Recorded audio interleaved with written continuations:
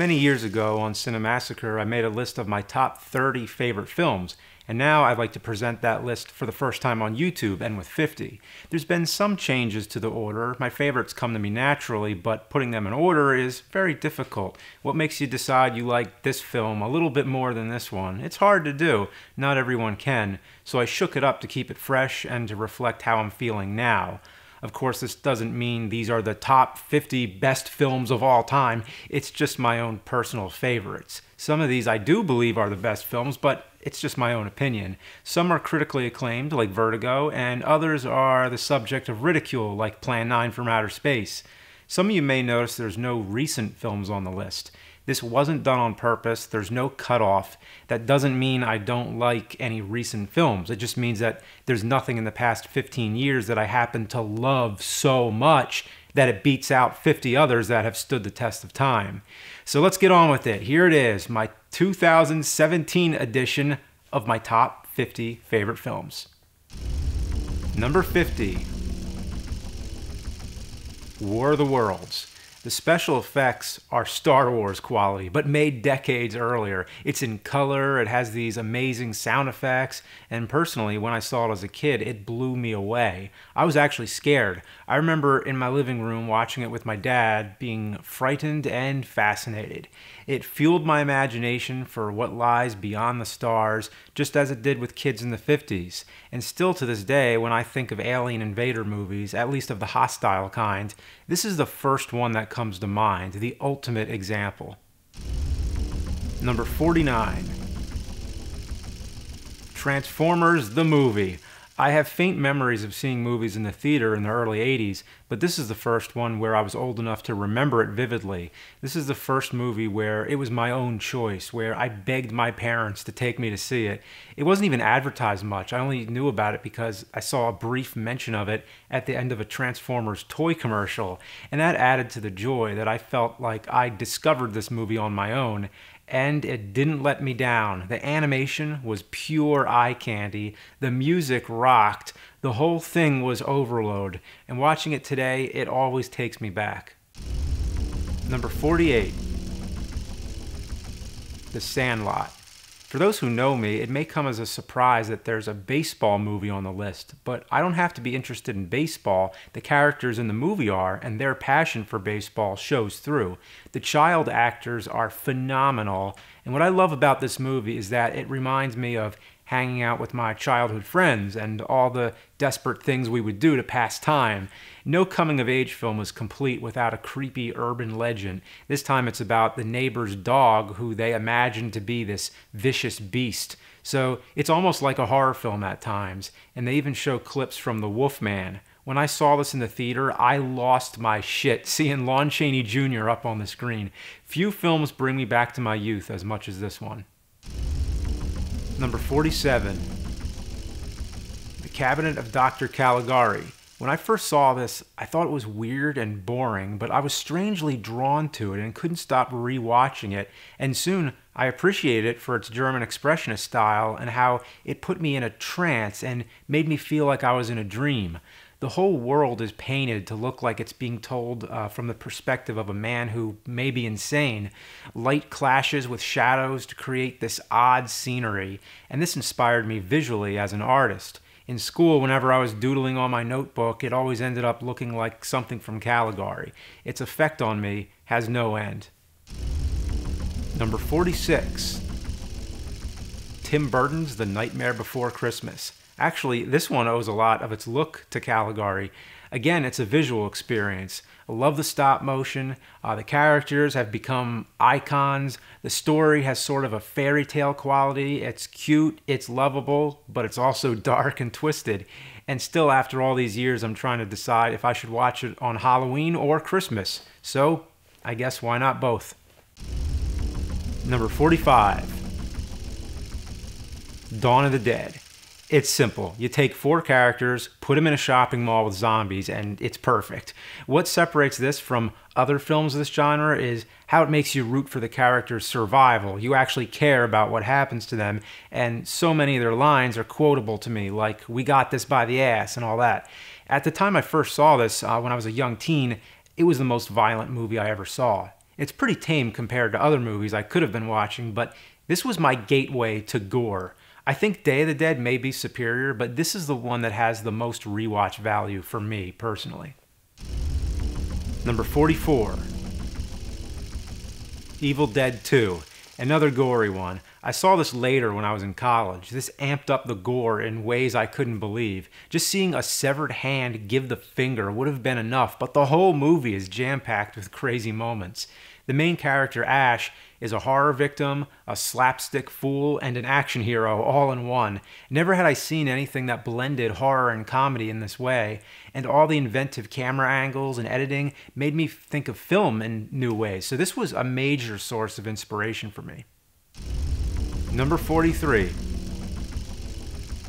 The Frankenstein Trilogy. I couldn't decide, so it's a three-way tie between Frankenstein, Bride of Frankenstein, and Son of Frankenstein. The Boris Karloff Trilogy.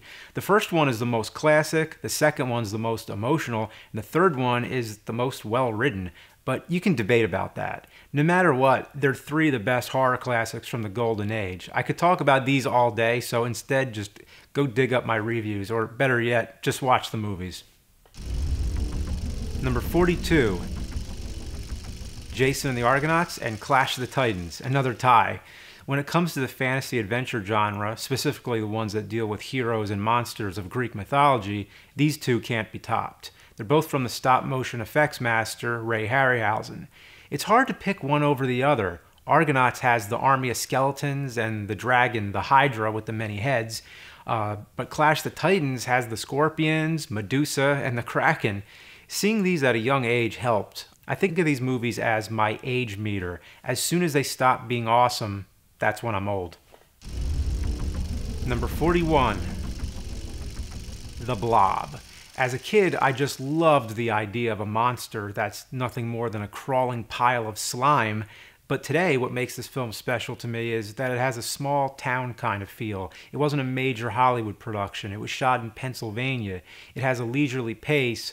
The young people are the heroes. They're likable, especially Steve McQueen, who's the pure definition of cool. I like how they all have a bond. They all get together to save the town. And with the fashion, the cars, and the lingo, it's such a product of the 50s. It's a time capsule. Number 40. Frankenstein meets the Wolfman. No, I don't think it's better than the Karloff trilogy, but it's extra special to me because it was the first one I saw. It opens with one of the best looking cemetery sets and finishes with a duel between two beloved monsters. This is it, the first Versus movie, the forerunner of today's cinematic universes. I love rewatching this in October because it brings me back to the good old kid-friendly Halloween celebrations.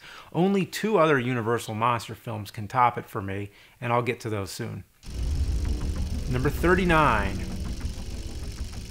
Halloween. For anyone who loves the season, the movie Halloween is essential. To be honest, when I first saw it, I didn't care for it that much, but it kept growing on me, and now I try to make it a tradition to watch it every October. It adds a little bit of extra fun to the season to imagine, in the midst of all these decorations, pranks, and scares, what if there is something real sneaking around?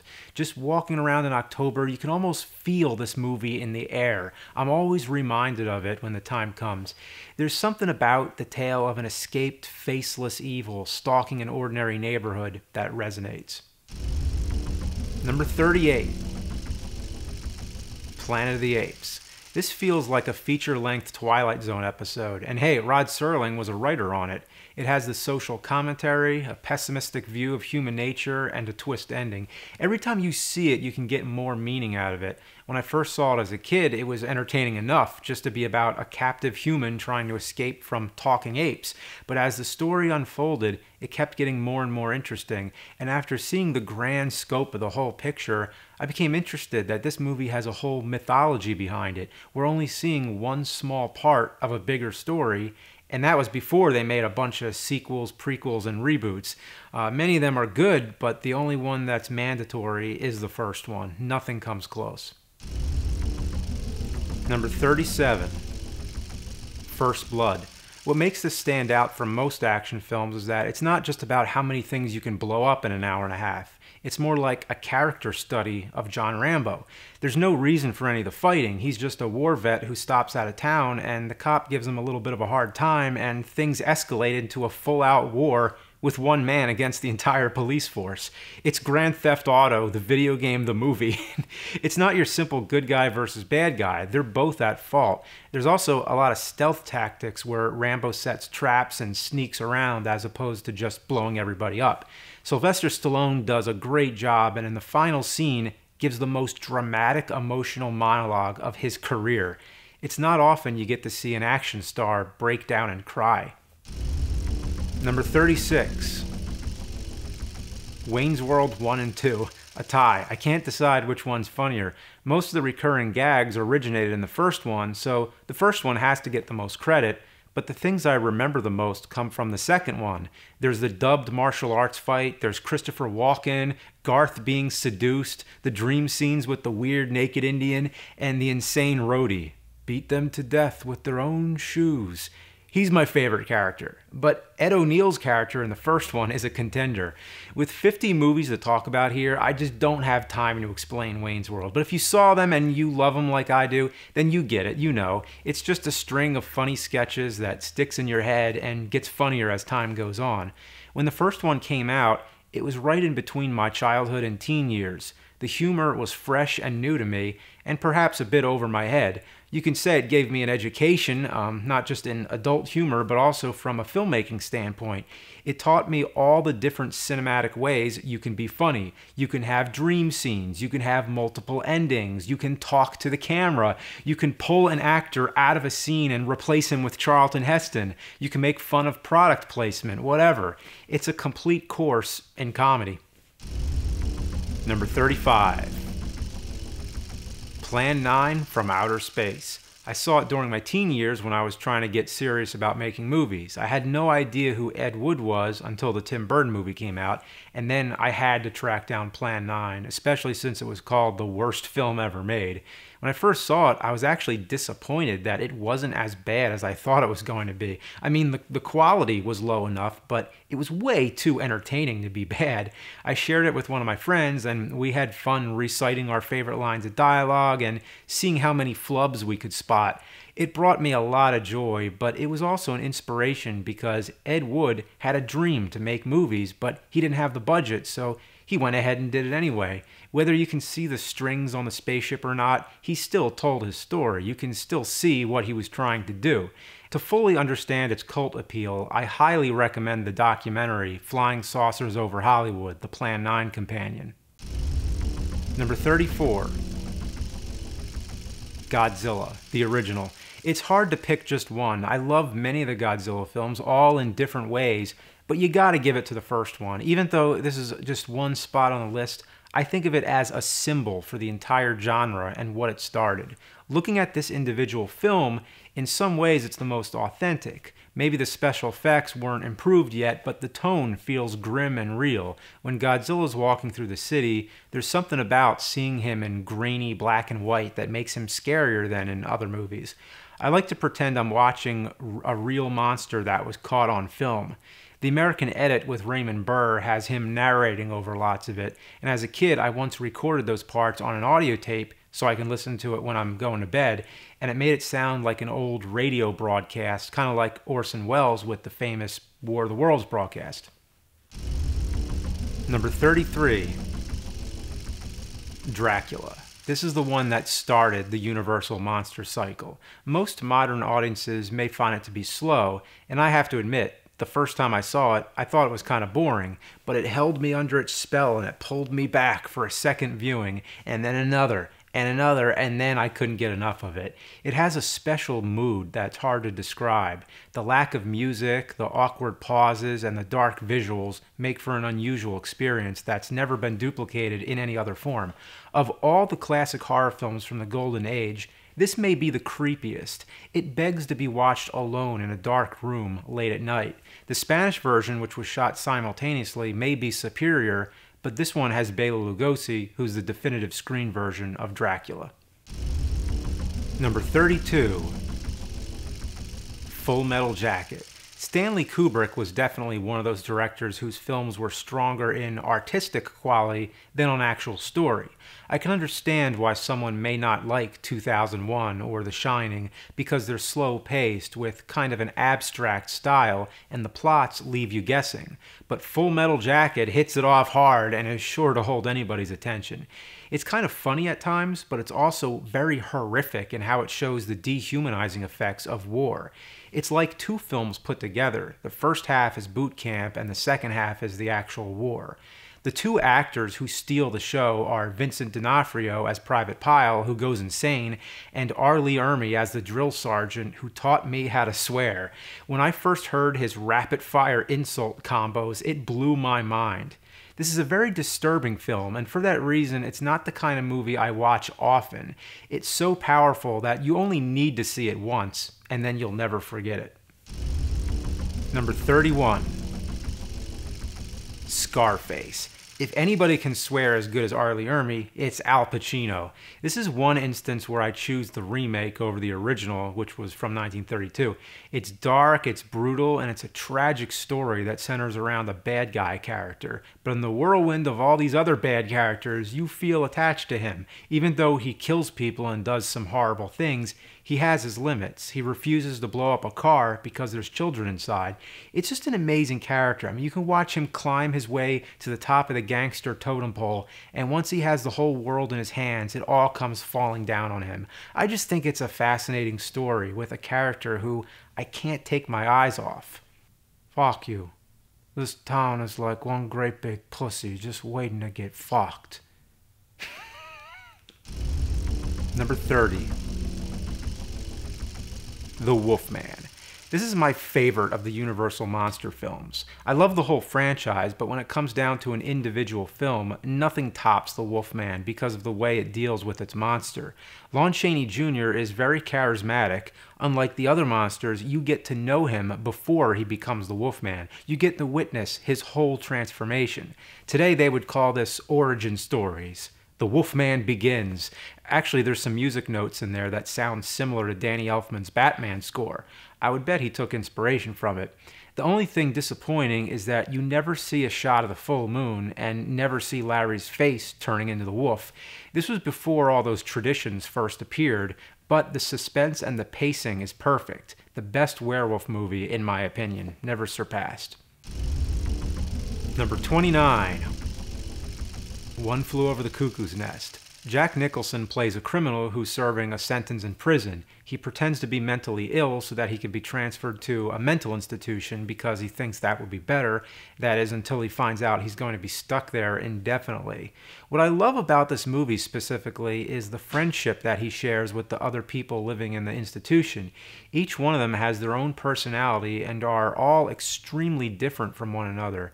It reminds me of the friendship I had with a lot of my classmates at a special ed school where I spent 7.5 years as a kid. It awakens memories and emotions that are hidden deep inside me. The whole cast is excellent, especially Jack Nicholson, who is so good it's ridiculous. Number 28.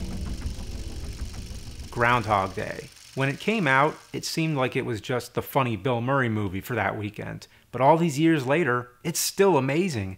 The character has to live out the same day over and over, but you get to see him react differently each time. He goes through his confused stage, his frustrated stage, his selfish stage where he takes advantage of it, his suicidal stage, his superhero stage where he's trying to help people, and his romantic stage. I can't say I've seen that many characters go through that many changes in what's actually the same day being repeated. The more I watch it, the more things I understand. Like when he and Rita fall in the snow and they share a little romantic moment, but the following day he tries to do it again. He tries to land in the same spot, but this time it's awkward and it doesn't work. He can't recreate that same moment. And that's the main thing I get out of this movie, is that in life, every moment is special. You have to take everything new as it comes. Live in the moment. Number 27.